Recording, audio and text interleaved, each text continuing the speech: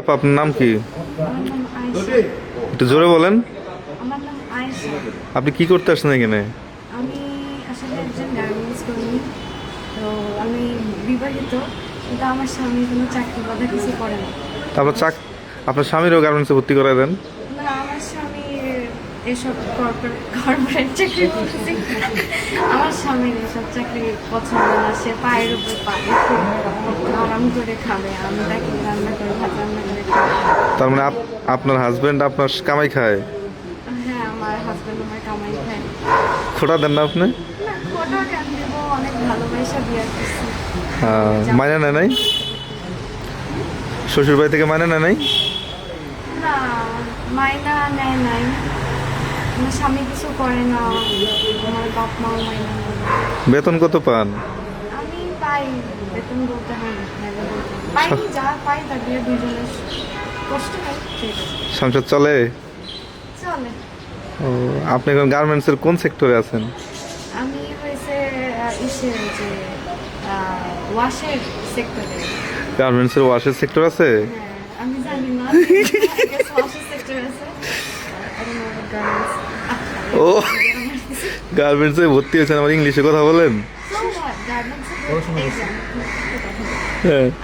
আমাদের ডিজিটাল বাংলাদেশ গার্মেন্টসে চাকরি করি, এর মানে এই না আমি শিক্ষিত না। ইংলিশ তো আসলে পারার জন্য আপনার এত বেশি কথা বলতে হবে না, আপনার জাস্ট হচ্ছে বেসিক কমন সেন্সটা থাকলে, শেখার ইচ্ছে থাকলে আপনি গার্মেন্টসে কাজ করেও ইংলিশ শিখতে পারেন। ও আচ্ছা, কিন্তু শেখার ইচ্ছে থাকতে হবে। তো আপনি অন্য চাকরি বাদ দিয়ে গার্মেন্টসে ভর্তি হলেন কেন? ও, আমি হচ্ছে দেখেন ভাই, আমি একটা কথা বলি, অনেক সিচুয়েশনের জন্য অনেক হচ্ছে যে কাজ করতে হয়। যেমন ধরেন আমার সংসার চালানোর জন্য আমার এইটাই করতে হবে। অনেকে অনেক শিক্ষিত হইলেও তো আমাদের দেশে চাকরি পায় না। তো আমারও সহজে পাইছেন? সহজে পাইছি বলতে এটা ভালো, আমাদের মেয়েদের জন্য একটা সেক্টর আছে অ্যাটলিস্ট কাজ করে। কয় ঘন্টা ডিউটি করেন?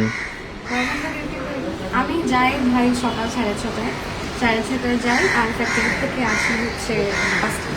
গার্মেন্টস মালিক এই ভিডিও দেখলে আপনাকে মারবে। না, কোনো গার্মেন্টস 6টার সময় চালু হয় না। এই ভিডিও কথা না বলো।